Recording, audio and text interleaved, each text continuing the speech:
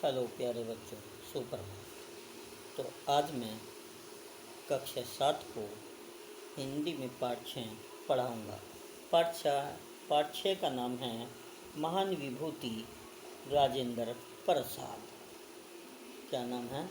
महान विभूति राजेंद्र प्रसाद। इस पाठ के द्वारा भारत के पहले राष्ट्रपति डॉक्टर राजेंद्र प्रसाद के व्यक्तित्व को अनगिनत विशेषताओं को उभार कर सामने लाने का प्रयास किया गया है।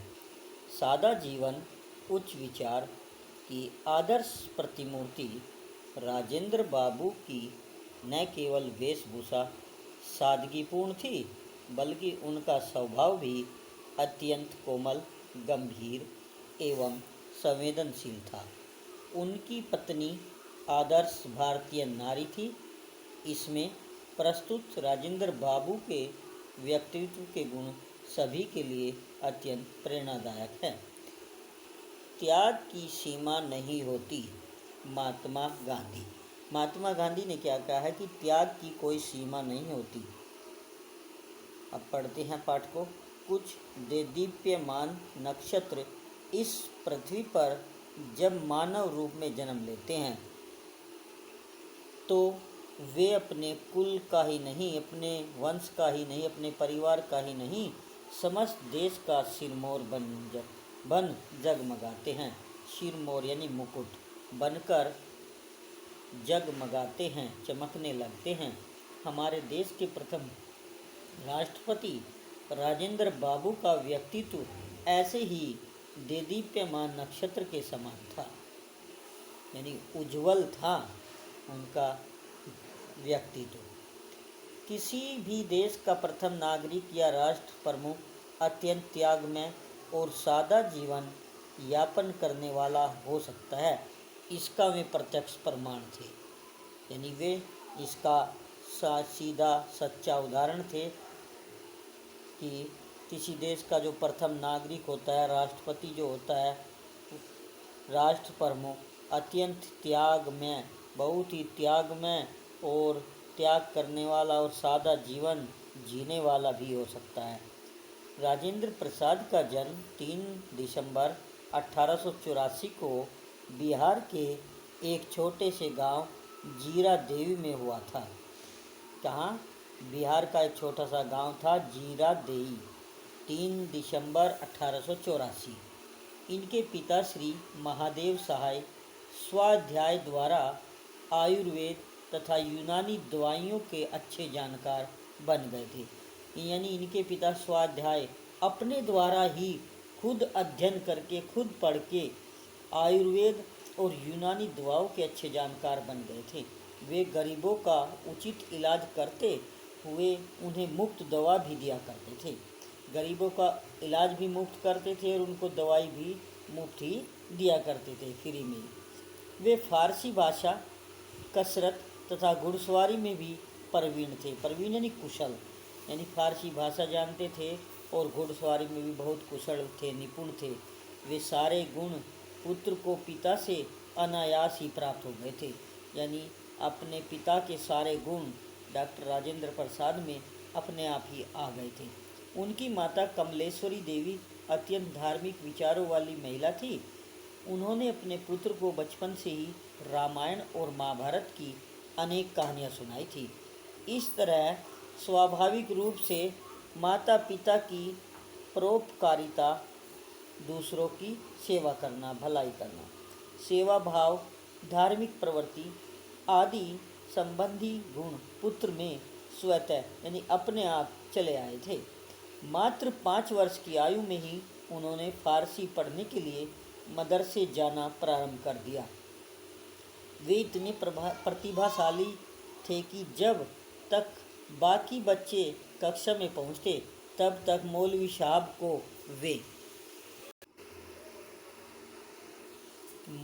को वे पिछले दिन का पढ़ा पाठ सुना चुके होते।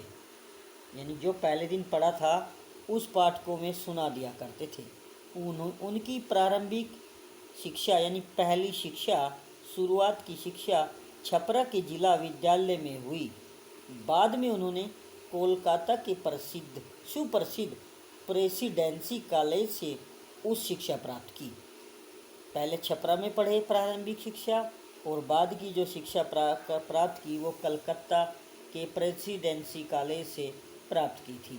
वर्ष 1915 में उन्होंने विधि में स्नातक की परीक्षा स्वर्ण पदक के साथ उत्तीर्ण की। 1915 में उन्होंने कानून की जो शिक्षा प्राप्त की थी उसमें उन्हें स्वर्ण पदक मिला था।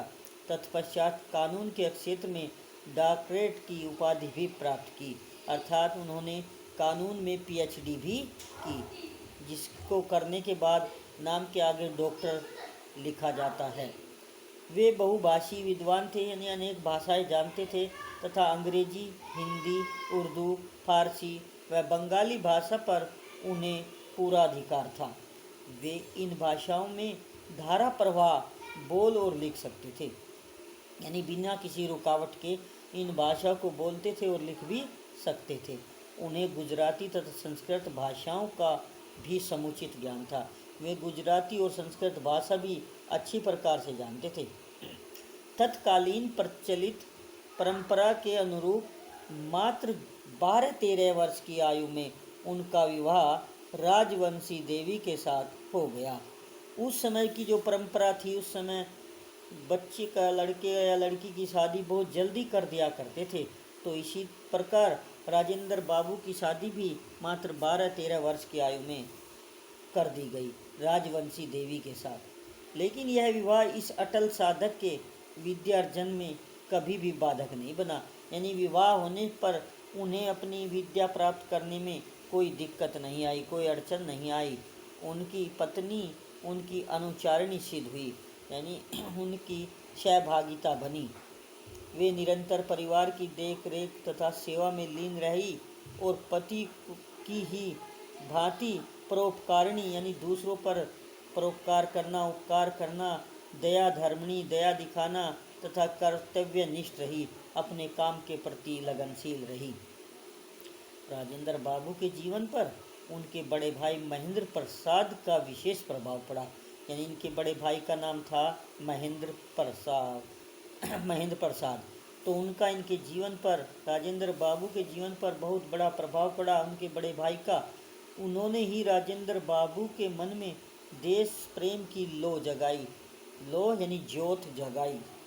यद्यपि राजेंद्र बाबू ने अपनी वृत्ति की शुरुआत एक वकील के रूप में की थी, यानी उन्होंने अपनी जो नौकरी शुरू की थी, अपना काम धंधा जो शुरू किया था, वो एक वकील के रूप में किया था। परंतु देश की तत्कालीन परिस्थितियों तथा हलचलों के प्रभाव से वे अछूते नहीं थे, यानी देश में उस समय जो था अंग्रेज़ों का शासन था, तो उस समय भी प्रभावित हुए बिना नहीं रहे। वे अपने आसपास की परिस्थितियों का अपने आसपास के वातावरण का, रहन सहन का बौद्धिक एवं तार्किक आकलन भी कर रहे थे, और उन्हें अनुभव हो रहा था कि उनकी आवश्यकता परिवार से अधिक मातृभूमि को है। क्या सोचते थे कि मेरी जो आवश्यकता है परिवार से ज़्यादा हमारे देश को है, हमारी मातृभूमि को है। गोपाल कृष्ण गोखले ने उन्हें सर्वेंट्स ऑफ इंडिया सोसाइटी नामक संगठन में शामिल होने के लिए प्रेरित किया, यानी गोपाल कृष्ण गोखले ने उन्हें, एक संस्था थी, एक संगठन था सर्वेंट्स ऑफ इंडिया सोसाइटी नाम से, तो उसमें सम्मिलित होने के लिए प्रेरित किया, जो उनकी पारिवारिक जिम्मेदारी के कारण संभव नहीं हो पाया। अर्थात वे इस संगठन से नहीं जुड़ पाए क्योंकि उन्हें अपने परिवार की देखरेख भी करनी थी। वे इसके लिए हृदय से बहुत दुखी भी रहे, यानी उसके हृदय को बहुत दुख भी हुआ कि मैं इस संस्था से नहीं जुड़ पाया। वस्तुतः संपूर्ण परिवार का वे अपने भाई पर ही डालना नहीं चाहते थे, यानी संपूर्ण परिवार का भार वे अपने भाई पर नहीं डालना चाहते थे। स्वदेशी आंदोलन, बहिष्कार आंदोलन आदि पूरे उफान पर थे, बहुत जोर शोर पर थे दोनों आंदोलन। राजेंद्र प्रसाद भी अब इनसे अछूते नहीं रह सके। जब विदेशी वस्तुओं की होली जलाने का समय आया तो उनके पास कोई भी विदेशी वस्त्र न था। उनका झुकाव आश्चर्यजनक रूप से पहले से ही स्वदेशी वस्तुओं की ओर था। यानी वे पहले से ही स्वदेशी अपने देश में बनी हुई वस्तुओं का ही प्रयोग किया करते थे। चंपारण आंदोलन में राजेंद्र बाबू ने खुलकर भाग लिया और गांधी जी के विश्वास पात्र बन गए। यानी गांधी जी का विश्वास भी उन्होंने जीत लिया। चंपारण आंदोलन के दौरान स्वतंत्रता आंदोलन के बाद के साथ जुड़कर भी वे सामाजिक संस्थाओं के प्रति अपने दायित्व अपने कर्तव्यों को नहीं भूले। वर्ष 1914 में बंगाल और बिहार के बाढ़ग्रस्त लोगों में वे रात दिन का अंतर भूलकर भोजन और कपड़ा बांटते रहे। समाज कल्याण हेतु उनकी निस्वार्थ, जिसमें कोई उनका मतलब नहीं था, कोई कार्य उनका हल नहीं होता था, इससे निस्वार्थ और कठिन साधना सचमुच वंदनीय रही है, वंदना करने योग्य रही, प्रार्थनीय रही, प्रार्थना करने योग्य रही। उन्होंने सदैव ही सादा जीवन व्यतीत किया। गांधी जी के संपर्क में आने के बाद उनमें आत्मविश्वास की भावना और अधिक बढ़ गई। राष्ट्र एवं गांधी जी के प्रति संपूर्ण निष्ठा और श्रद्धा भाव रखते हुए वे स्वतंत्रता आंदोलन में जी जान से कूद पड़े। यानी उन्हें गांधी जी पर पूर्ण विश्वास था, उनकी बात मानकर वे स्वतंत्रता आंदोलन में कूद पड़े। बिहार में नमक सत्याग्रह का पूरा भार उन्होंने स्वयं ही संभाला और गिरफ्तार कर लिए गए। उन्हें 6 महीने की जेल की सज़ा हुई। गांधी जी ने नमक सत्याग्रह आंदोलन चलाया था। पहले जो थे अंग्रेज लोग नमक पर भी कर लगाया करते थे, तो जो भारतीय थे, गरीब भारतीय थे, उनको नमक लेने के लिए भी टैक्स देना पड़ता था, कर देना पड़ता था। तो इसके लिए गांधी जी ने नमक सत्याग्रह नामक आंदोलन चलाया, जिसमें राजेंद्र बाबू ने बढ़ चढ़कर भाग लिया और इसमें उन्हें 6 महीने की जेल की सज़ा भी हुई। वर्ष 1934 में उन्हें अपने भाई की मृत्यु से गहरा आघात लगा। 1934 में उनके बड़े भाई की मृत्यु हो गई, जिससे उन्हें बहुत गहरा झटका लगा, घाव लगा। परंतु स्वतंत्रता आंदोलन से उन्होंने अपने पांव पीछे नहीं खींचे, अर्थात इस आघात से, इस चोट से भी उन्होंने अपने पांव जो स्वतंत्रता रूपी आंदोलन में चल रहे थे उससे पीछे नहीं खींचे। 1939 से 47 तक के वर्ष उनके लिए विशेष रूप से उल्लेखनीय रहे। स्वतंत्रता आंदोलन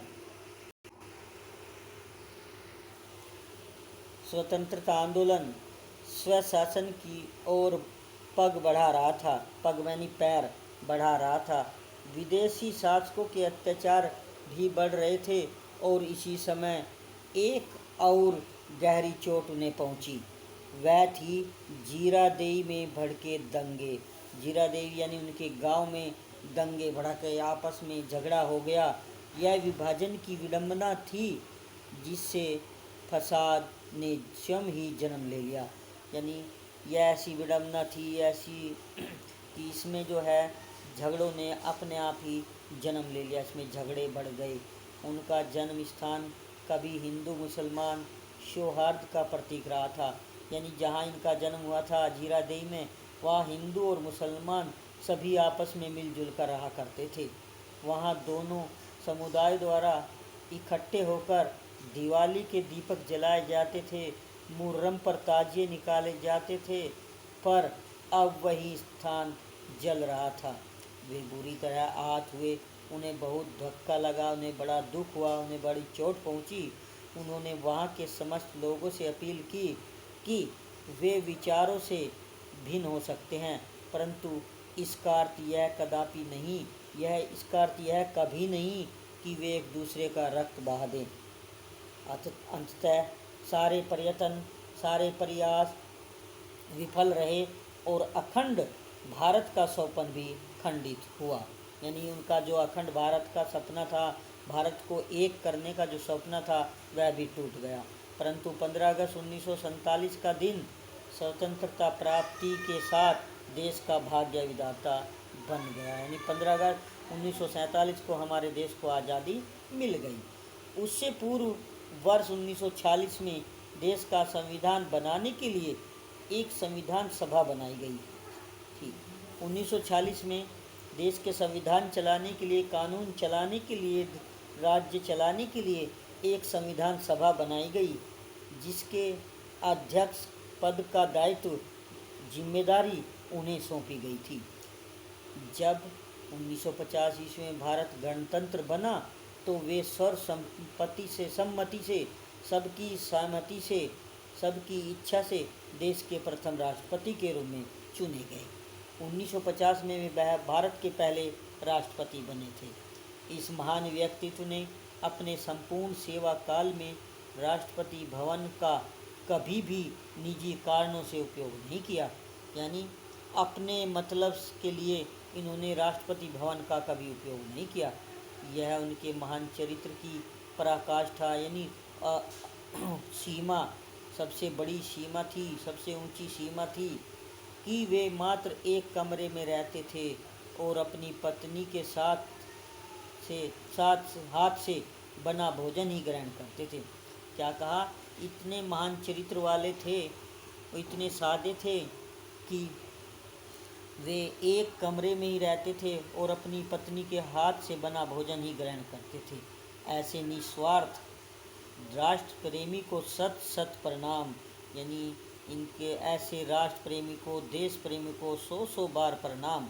समस्त राष्ट्र का स्वामी होने के बावजूद उन्होंने किसी भी विशिष्ट सुख सुविधा का अपने लिए कभी उपयोग नहीं किया। अर्थात राष्ट्र का स्वामी होने पर, राष्ट्रपति होने के बाद भी उन्होंने राष्ट्र से, देश से, सरकारी खजाने से कोई सुख सुविधा का उपयोग नहीं किया। वे स्वयं रेलवे की सामान्य श्रेणी में ही यात्रा करते थे। जन संपर्क में रहना तथा आम लोगों से मुलाकात करना उन्हें बहुत भाता था, यानी अच्छा लगता था। वे लोगों के संपर्क में रहते थे, सभी लोगों से बात करते थे, तो वह उन्हें बहुत अच्छा लगता था। उनके द्वारा रचित यानी लिखी हुई कुछ विशिष्ट पुस्तकों में उनकी आत्मकथा सर्वोपरि है। आत्मकथा होती है अपने बारे में लिखना। तथा चंपारण में सत्याग्रह, बापू के कदमों में आदि उनकी प्रमुख उल्लेखनीय पुस्तकों में शामिल है। क्या थी उनकी पुस्तकें? उनकी आत्मकथा, चंपारण में सत्याग्रह, बापू के कदमों में आदि जो प्रमुख रचनाएं थी, वे पुस्तकें उल्लेखनीय हैं। वे भारत के एकमात्र ऐसे राष्ट्रपति हैं जो 2 बार राष्ट्रपति चुने गए। यानी वे ही केवल ऐसे राष्ट्रपति हैं जो 2 बार राष्ट्रपति चुने गए थे। सन 1962 में उन्हें भारत रत्न की उपाधि से सम्मानित किया गया। 1962 में उन्हें भारत रत्न दिया गया, जिसके वे सच्चे अर्थों में हकदार थे, जिनके वे वास्तव में हकदार थे। 28 फरवरी 1963 को पटना में उनकी यह लीला समाप्त होने के साथ एक महान आत्मा इस संसार से विदा हो गई। यानी 28 फरवरी 1963 को पटना में उनकी मृत्यु हो गई। ये आपका पाठ पढ़ा दिया गया, मैंने सारा करा दिया रीडिंग। इसको आप पढ़ें, 2-3 बार पढ़ें। जितनी बार पढ़ोगे उतना ही आसान हो जाएगा। अब इसका है प्रश्न उत्तर, वो अभ्यास में है शब्द अर्थ। आपकी पुस्तक में लिखे हुए यहाँ से उतारेंगे, बाकी कार्य मैं कराऊंगा। अब शब्द अर्थ हैं देदीप्यमान। देदीप्यमान माने होता है चमकता, चमकता हुआ। नक्षत्र होता है सितारा, नक्षत्र सितारा। जीवन यापन, जीवन बिताना। स्वाध्याय, स्वयं अध्ययन करना, अपने आप पढ़ना। प्रवीण, निपुण या कुशल। सिरमौर, सिर का मुकुट। बहुभाषी, कई भाषाओं को जानने एवं बोलने वाला। विद्यार्जन, विद्या प्राप्त करना। अनुचारिणी, पीछे चलने वाली। अनुचारिणी, पीछे चलने वाली। कर्तव्यनिष्ठ, कर्तव्य को निष्ठापूर्वक निभाने वाला। तत्कालीन, उस समय की। तत्कालीन, उस समय की। आघात, चोट या धक्का। आघात, चोट या धक्का।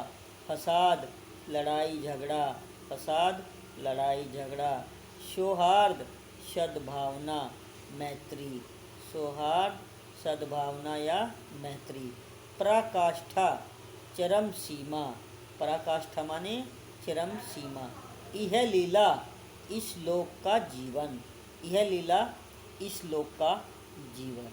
तो प्यारे बच्चों, ये पाठ पढ़ा दिया गया, समझा दिया गया आपको, और इसके शब्द अर्थ भी बता दिए मैंने। तो अब आपको ये कार्य अपनी नोटबुक में करना है, पाठ पढ़ना है, और इसके बाद हमारे अभ्यास कार्य है, प्रश्न उत्तर है, तो वो बाद में इस अगली वीडियो में कराऊंगा। तब तक के लिए बच्चों धन्यवाद।